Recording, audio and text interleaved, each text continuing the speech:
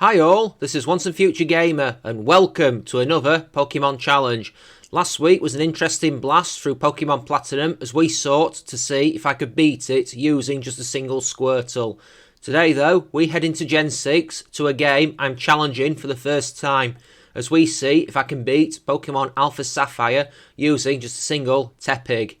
Tepig is probably my least favourite fire starter. Well, apart from Scorbunny maybe, but that's a story for another day. We have a 308 base stat total, the same as the other two Unova starters, plus Sinistea and Corphish. I'll call random on those latter two. HP and physical attack are our best stats. We are mono fire type, so we are weak to water, rock and ground, but we resist bug, steel, fire, grass, ice, and since this is Gen 6, fairy. Move wise, we get a few coverage moves. Flame Charge, Heat Crash and Flare Blitz give us stab.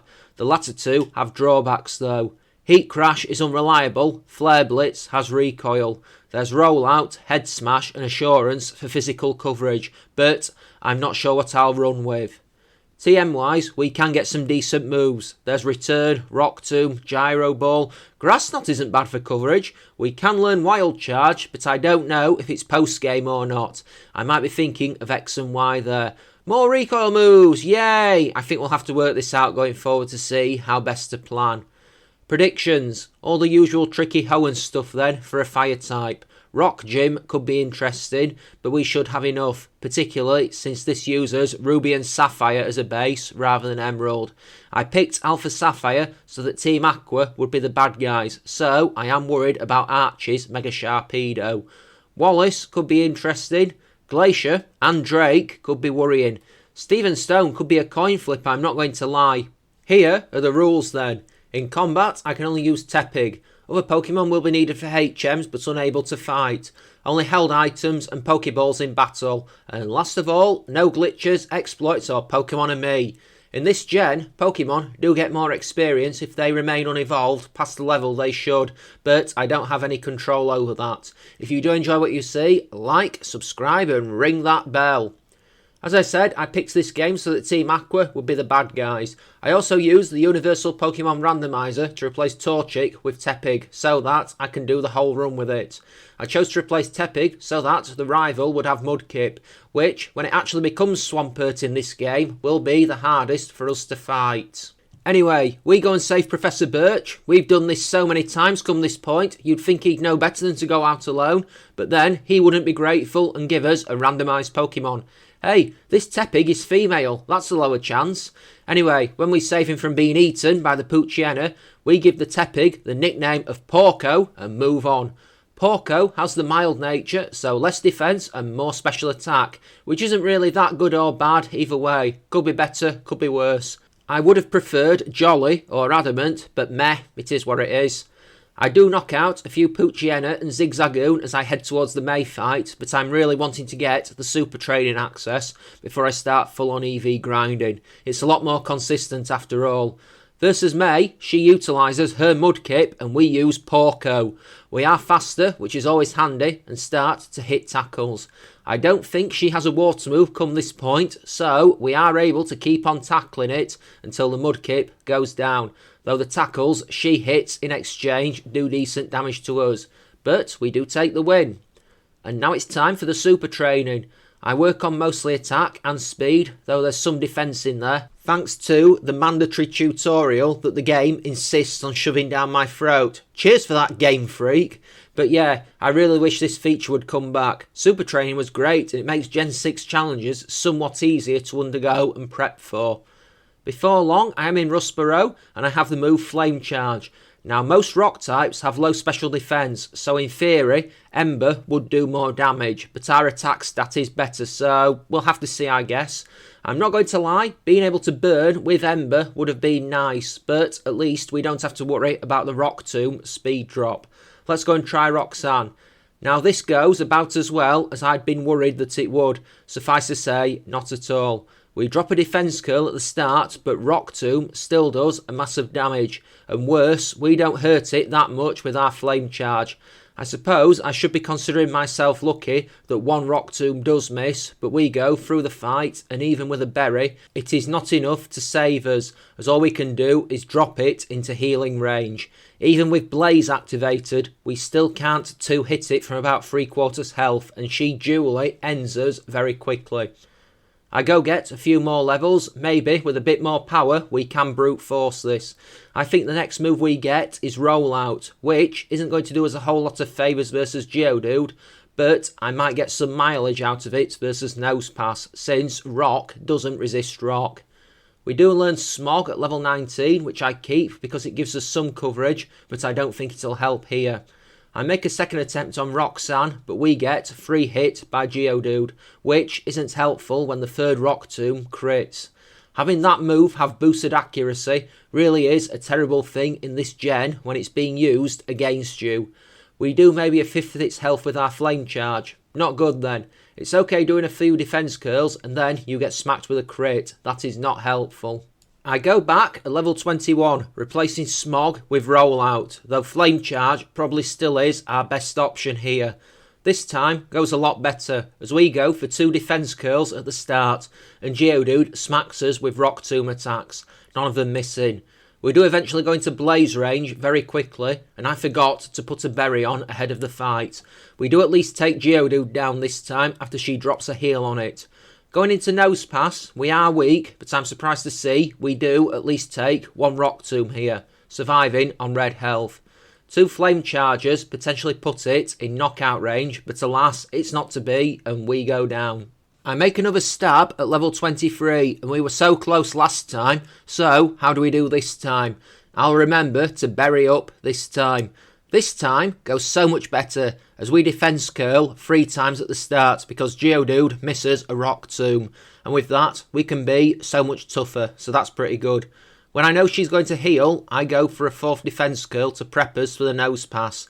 We can get it into healing range with 2 Flame Chargers, and ultimately we take the Geodude down. That was 2 Rock Tombs the Geodude missed, and that is incredible fortune. Nosepass is very easy, as we 2-hit it with Rollout, managing to shrug off the one and only Rock Tomb it hits us with. Well, that took a turn, I'll say that. 1 badge down. Next major fight is the Dewford Gym and the Brawly battle, so we've got fighting types to deal with. Now, at least we aren't going to get hit with super effective moves, but at the same time, I think Mah-Dry-Bread might have the thick fat ability, so it'll resist our 2 best moves. Of all the gym redesigns in this game, the Dewford one certainly is quite neat. I think we will be okay versus Brawly. His matchup is first and survives Flame Charge on red health before hitting Leah. I'm understandably quite leery about having lowered defense for the rest of the fight, so I use Defense Curl while he drops a potion on the matchup, and then we knock it out with Flame Charge on the next turn. Okay, damage range FTW, I guess. Then comes the Mah-Dry-Bread, and I use Flame Charge just to see how much damage we actually do. 1-hit knockout, never mind, 2 badges down. Up next is the Cycling Road May fight, and this one is typically horrible in my experience, so we'll have to see how this one goes. Badly is the answer, as I'd have to say we are pretty unlucky. Shroomish is a 1-hit with Flame Charge, we don't get afflicted by Effect Spore, so that's something. We do just over half with Tackle on Marsh Stomp, and it does just under half with Mud Shot, so I figure we are probably okay. However, it survives our second tackle on red health and then crits Mud Shot to end us. Drat. I go again because that was more unfortunate than anything else. We fight May again straight after, and this time we get more luck. Shroomish is a 1-hit takedown with Flame Charge, and again, no status affliction, before Marsh Stomp is next. This time, she doesn't get a crit, and we can free hit it in pretty short order, though we do get dropped into red health from 2 Mud Shots. Slugma is last, and I am leery about the prospect of losing to a Slugma, but thankfully, we can 1-hit it with Tackle. Next is Watson, and thanks to Sturdy working differently post Gen 5, I can already tell this fight is going to be a pain. We can't just smack his Magnemite and Magneton with fire moves and skip out unhindered. We are going to get paralysed here, I can tell. Just a feeling. I can't tell if this gym is more obnoxious or not here than it is in Gem 3. It's similar, I'll say that. No strong feelings. First is Magnemite, and it has Sturdy, surviving our Flame Charge when we smack into it. It uses Thunder Wave, as expected, but I gave Porco a Cherry Berry ahead of the fight, and we shake it off. He heals it, and we strike it with 2 more Flame Charges to take it out. Our speed is building up that much that I fancy our chances of outspeeding, even with paralysis, if we catch it again. Voltorb is 1 hit by Flame Charge, and Magneton is last. We crash a Flame Charge into it and 1 hit it. I was expecting it to have the Sturdy ability. Oh well, let's get out of here. Next major fight is the Archie one atop Mount Chimney, and that doesn't change much. As we're going there, let's talk about what constitutes completion in this game. I think we'll beat the league. However, I might well do the post-game Wallace and Zinnia fights just to see how we match up there. That's my intention anyway at the time of writing. I'll see how I feel come the end with time constraints. I'm not promising to do it, but I'm promising to think about it. Here we go versus Archie, and I love his redesign in this game. It's so bland in Gem 3, but this is quite memorable.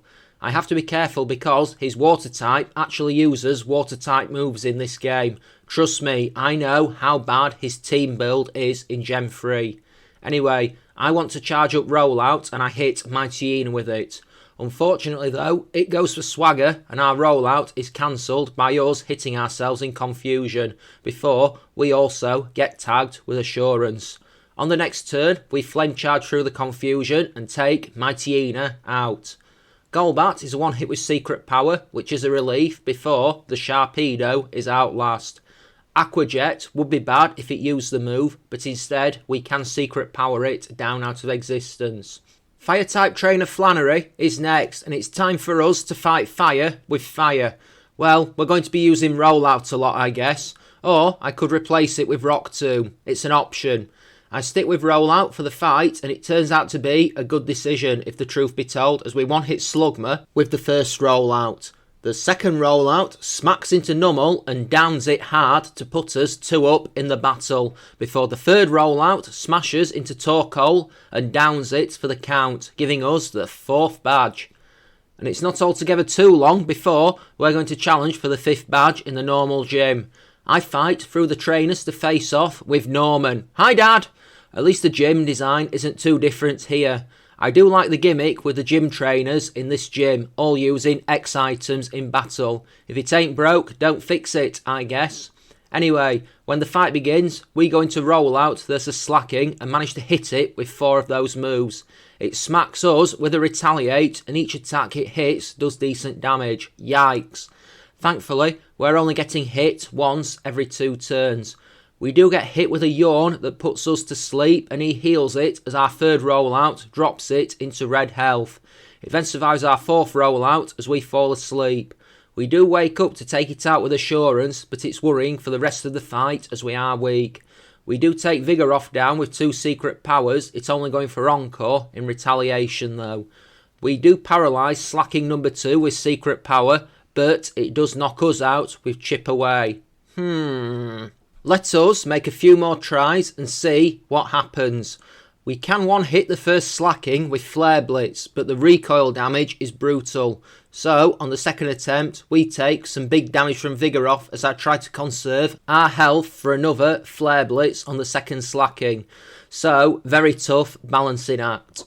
There is 1 attempt that is technically a draw as we knock out all 3 of his Pokemon, but the recoil from Flare Blitz takes Porco down too, so that doesn't do us a whole lot of good as the game doesn't treat that as a win.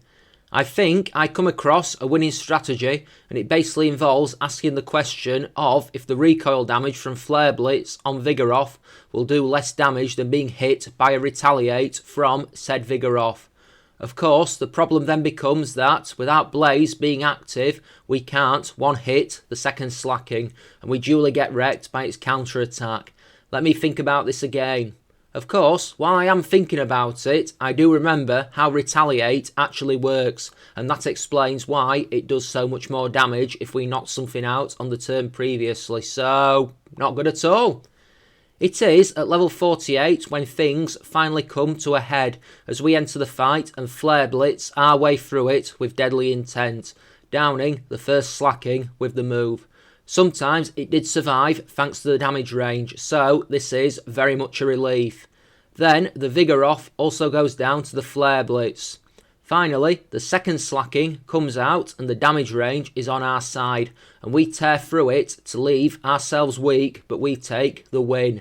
Thank goodness for that. I can honestly say that was a brutal fight. The next major fight is the May one outside the Weather Institute.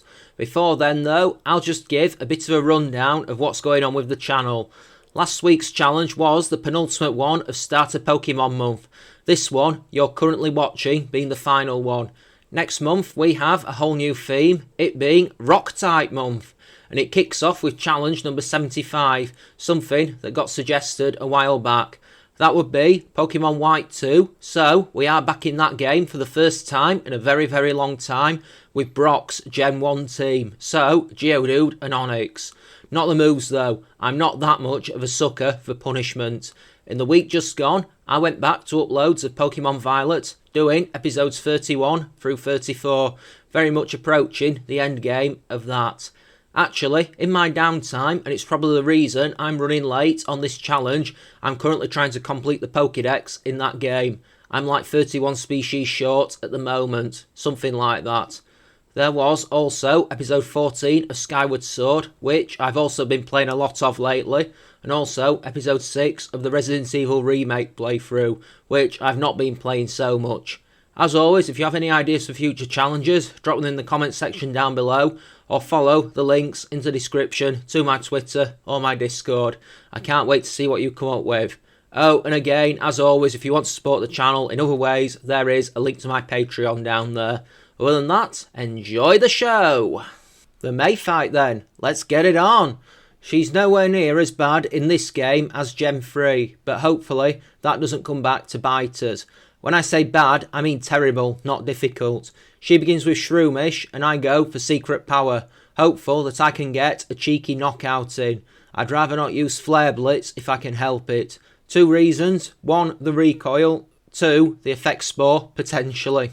It does survive, but falls asleep, and we can down it with another Secret Power. Slugma is also one hit with Secret Power before Marsh Stomp is last, and this is moderately annoying thanks to it having Protect and being willing to use it.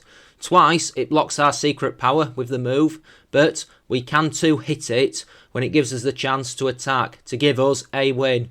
That should be good practice for the Pelipper in the Flying Gym, I suppose.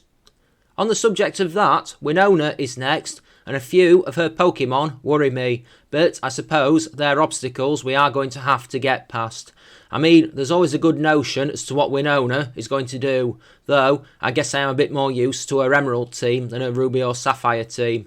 The gym is similar enough to what I'm used to, and I quickly move through the puzzles before facing off with the Flying Trainer.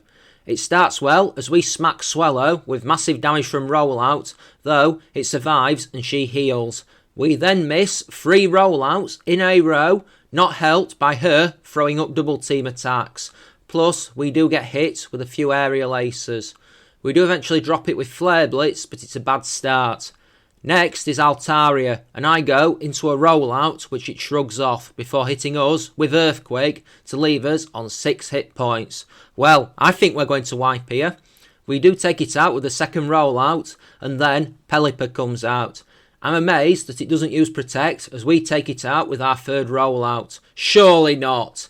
Skarmory is next, and surely it has the Sturdy ability, so our challenge is going to end here. Nope, we just one-hit it with Rollout, and I wasn't expecting that. We hit Lily Cove City, and I'll do the May fight while I'm here, because, as per usual, I want to mosey on into the department store and see what I can buy. The fight begins, and here is the difference between Oras and base Ruby and Sapphire. She begins with a Swellow that outspeeds us and goes for double team. I'm not taking chances, and I duly one-hit it with Flare Blitz. Her next Pokemon is Swampert. Unfortunately, our Secret Power doesn't do much damage to it. That's even when it does land, thanks to it knowing Protect. It survives our attacks and takes us out with 2 Muddy Waters. That was unexpected then. I go do all the Mount Pius stuff and then come back. This fight isn't actually optional in this game by the looks of it, so I do need to beat her. I have a few more levels and a strategy this time, so that's something. I drop Rollout for a different move. We take Swallow down with Flare Blitz before the Swampert is next, and we unleash our newest move, Grass Knot. Unfortunately, it hits to protect at the first attempt, but the second one drops it hard, meaning we are good going into Mad Cargo, who goes down to 2 Grass Knots. It does hit us with Lava Plume, but we'll take those all day, and we promptly drop it. Breloom is last, and we take it out with Flare Blitz. That was better. I might have to keep this move going forward. Much travelling later, and we wind up ready to take on the Psychic Gym. This is not Pokemon Emerald, and for that I'm extremely grateful. At least we only have to take on 2 Pokemon in this fight. I have Assurance still for this reason, and I've put the black glasses on to power up dark moves. I did go to get the parts for the Shell Bell, but I am waiting for the tide to turn before I can get the rest of them. Let's go tackle Tate and Liza then. The first attempt goes mixed, as we can one-hit Lunatone with Assurance, but we can't do the same to the Solrock, and it 2-hits us with Rock Slide. Drat! It misses my partner, Linoone, twice over the course of the fight, because, of course, I'll go again. Maybe I should go for Solrock first if that's the case. It goes differently the next time, I'll say that much, but still not in our favour. Solrock only goes for Sunny Day when we hit it with Assurance, and while that's being healed, Lunatone survives our Assurance this time. Oh nuts, I hate it when I get screwed over by a damage range. While Lunatone is being healed, I hit Solrock with Assurance, but even as we do take Solrock down, damage from Rock Slide and Psychic enders. I make another attempt after doing some training on the water routes, and this time it goes a lot simpler, as thanks to that bit of extra power we can one-hit Solrock with Assurance to knock it out and turn the fight into a 2-on-1. Not that Linoone is doing much, just doing mud sports to try and avoid interfering with the fight. Then we down Lunatone with the same move, Assurance takes it out for the count to give us a win and the 7th badge. There is a fight with Archie next in the Undersea Cavern, and this one is going to be interesting, I'm sure of it. Why is that, you may ask? Well, how do we do versus Mega Sharpedo? Let's find out. Of course, it's a long old slog getting to him, and having 3 HM slaves in the party is concerning, given what might happen if he gets a shot in that wipes us out. Anyway, my Tiina is a one-shot with Silk Scarf boosted secret power, so that's the result. Muck is out next, and I don't think Secret Power will cut it, so I call for a Flare Blitz to wreck it before Crobat is next. Surprisingly, we outspeed and I drop it with another Flare Blitz. We're still above the half HP mark, so let's see what we can do versus his Mega. Sharpedo survives Secret Power, but gets paralysed, though it does hit Scary Face. I'm expecting a heal that never comes, and we take it out with Secret Power for the win. The last gym is the Water Gym and the fight with Wallace, so I really suppose we'll have to see how we do here. It has the potential to be tricky, I suppose, and if I do end up doing the post-game fight with him, that will be even harder. It's looking more and more unlikely at this point, but we'll still see. The gym puzzle is more head-melting than anything. Anyway, Love Disc is a one-hit with Return. Then he brings in his ace, Milotic, and we were due a bit of luck as we smack it with Return, and it responds by missing Hydro Pump. Getting hit by that would have been bad. He heals it, but we take it down with 2 more returns. Whiscash is a 2-hit with Grass Knot, despite the move being 4 times super effective, but it only goes for Mud Sport in exchange. Celio is a 1-hit with Return, and at the very end, when the Seeking comes out, it also gets knocked out with Return for the win.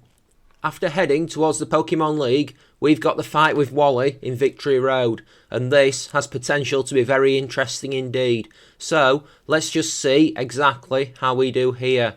I think Victory Road is better designed in this game than it is in Gen 3. It doesn't feel as obnoxious, just my opinion. So, Wally begins with Altaria and it survives our return, meaning we get hit with Dragon Pulse, but we finish it with Assurance. So far so good. Then it's Magneton. Interesting tactic. I know it has Sturdy as an ability, so I break that ability with Grass Knot, while we do get hit with Flash Cannon, but we can finish it with Flare Blitz. I want as much health back as possible, so I knock Delcatty out with Return, and then do the same to Roselia the turn after. I was expecting him to have Roserade, but oh well. The reason I wanted that health back is Wally has the Mega Gallade, and I want to be able to Flare Blitz it, and I don't know if we'll take it down or not. So, surviving a hit after might be touch and go. We one-hit it regardless, so it's not an issue. Let's move on. As we stand in the Pokemon League, here are our stats at level 75. HP and attack are both good. Speed is surprisingly decent too. The special attack is okay, not that we're really using it, though there are some water types ahead. Those defense stats worry me, really. I'm not convinced we'll be able to do it at this level or not, but all we can do is try. Take your guesses on if we can do it at this level or not. Now! Dark Trainer Sydney is up first, and I think we're going to have to try and brute force this as best we can. Not going to be easy, I can kind of feel that. I know he has some debuffs and some water types, so this could get rough. Mightyena is his first Pokemon, and we duly get intimidated by it, which is definitely not a good thing. But we do wreck it with a Flare Blitz, so we're starting off strong. Next is Shiftry, who stops us with Fake Out before we down it with Flare Blitz at the second attempt. Sharpedo is third and hits Aqua Jet, which does massive damage, and although we do down it with Return, we take even more damage due to its rough skin ability. Absol is next and we can't Flare Blitz, so I try Return, which it does survive, and then downs us with Night Slash. Not good then. I think we might need to be somewhat stronger. I come back at level 81, which should tip us over the edge. Let's see how this goes from here. If Sharpedo doesn't go for Aqua Jet, we might be fine. That doesn't come to pass, as thanks to Mightyena surviving our return, we get hit with Swagger, striking ourselves in confusion, as well as being hit by Sucker Punches and Fake Out from Shiftry, before the Sharpedo finishes us off. It is at level 83 when we finally get the victory, and everything that did go wrong in the previous fight doesn't happen here as we take him on. The Mightyena is first, and we duly dispatch it with our Flare Blitz, given I don't want to take chances with Swagger. Shiftry doesn't go for Fake Out, and we down it with Flare Blitz. Sharpedo is third and doesn't go for Aqua Jet, and we can take it down with Return.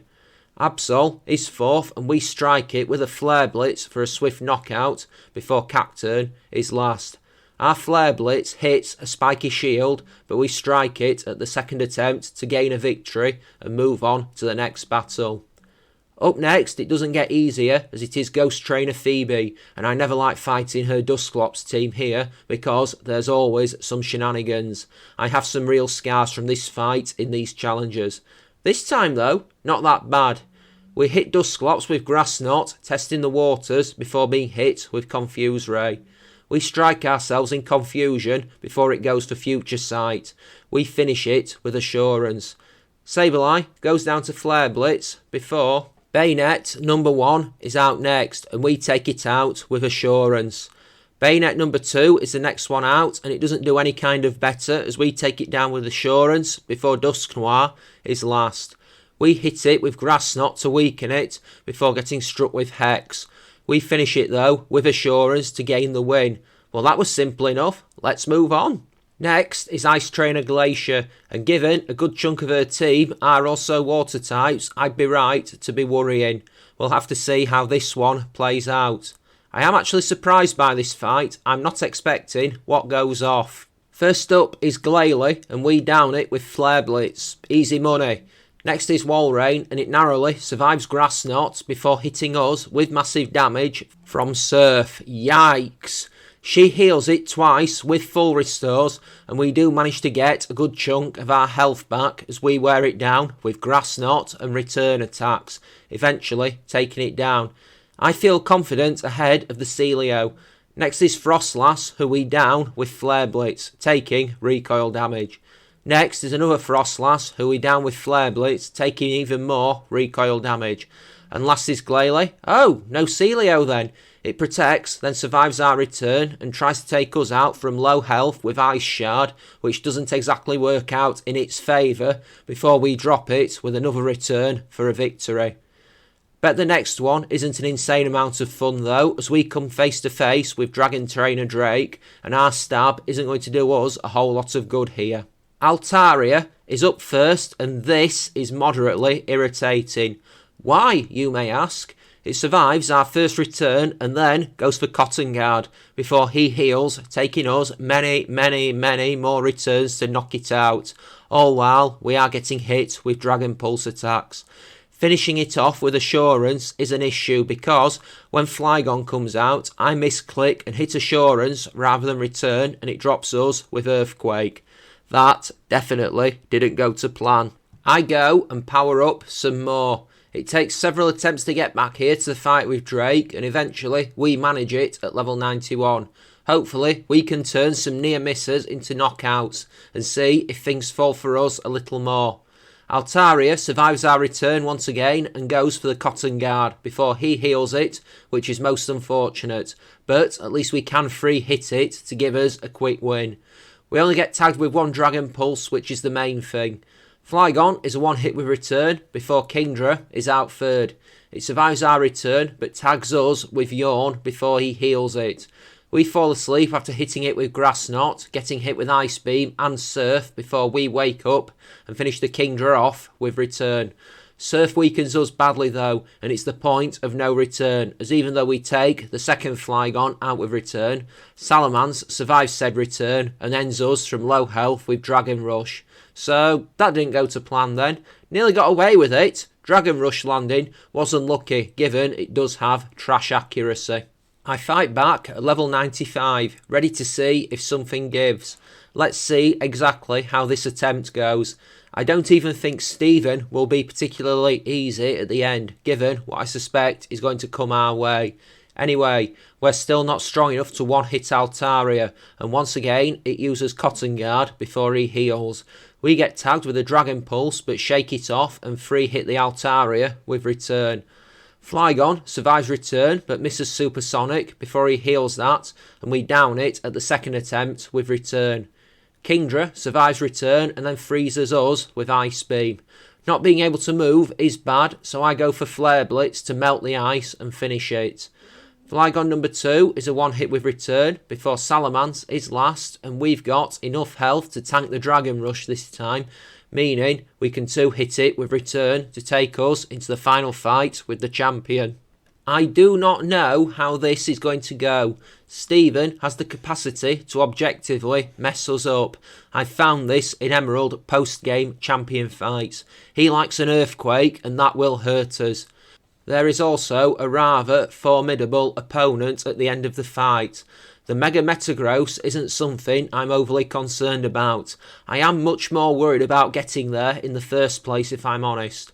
Okay, this starts off well, but gets worse. Skarmory survives Flare Blitz thanks to Sturdy, but gets burned. We take the Aerial Ace, and then burn damage finishes Skarmory off. Aggron is next, and it survives Grass Knot before hitting a brutal Stone Edge that we survive, but probably aren't coming back from. He heals Aggron, we take it out with 2 more Grass Knots, but it's not going to do us too much good. Claydol survives return and then ends us with Earth Power. Well damn, not good. I make a few more tries and I'm partly convinced that if Aggron misses Stone Edge, everything will be fine. Assurance is nearly enough to one-hit Claydol, I discover in a future run, so that's good to know. There's one run where we get all the way to Armaldo in 5th, but thanks to Credilli confusing us, we hit ourselves and get taken down with a brutal Rock Blast, which doesn't help. I think I need to be max level. That last attempt, we had all the luck as we lost a bunch of attempts to Skarmory, hitting first turn Toxic. But in that run, Skarmory missed that move and Aggron also missed Stone Edge, which I think will be vital. At max level, my first attempt is technically a draw, but that doesn't do us a whole lot of favours. Aggron landing Stone Edge and Claydol surviving Assurance to put Reflect up didn't help there, as it meant we were weak going into the latter edge of the fight.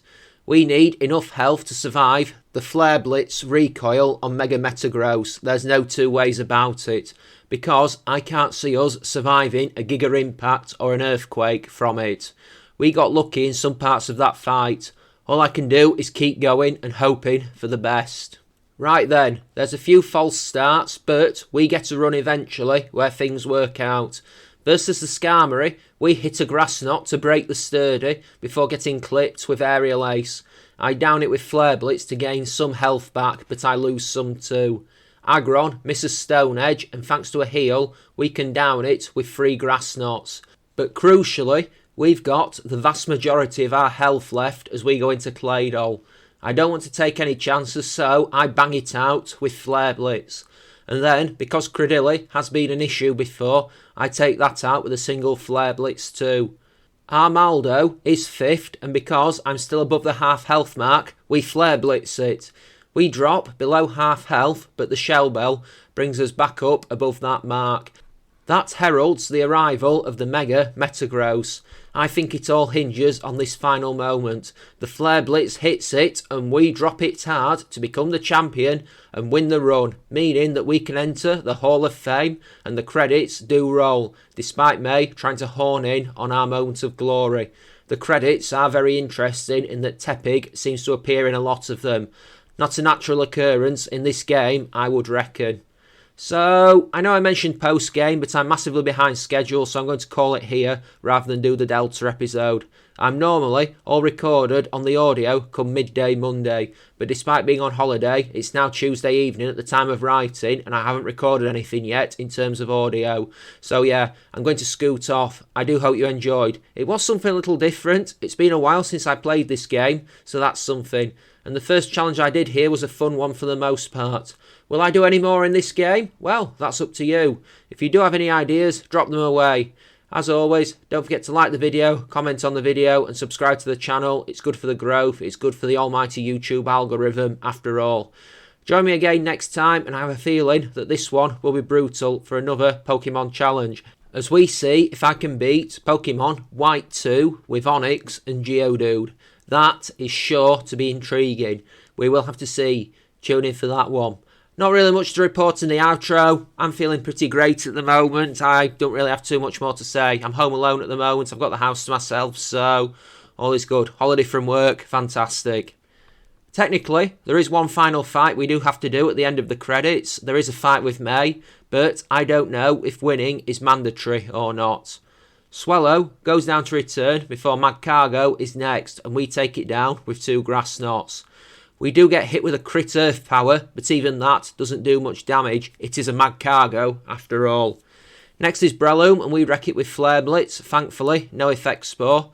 The next one is Raichu, and oh no! We clatter it with Return, and my fear is realised as we're afflicted with paralysis from the static. When her Mega Swampert comes out, it hits a crit Earthquake that wrecks us completely, meaning that we lose. Okay, if that's not a sour note to end on, I don't know what is. Thank you so very much for watching, folks. As always, this has been Once and Future Gamer, and this has been Pokemon Alpha Sapphire with just a single Tepig. Take care, have a great day, and see you next time. Bye-bye now. So long.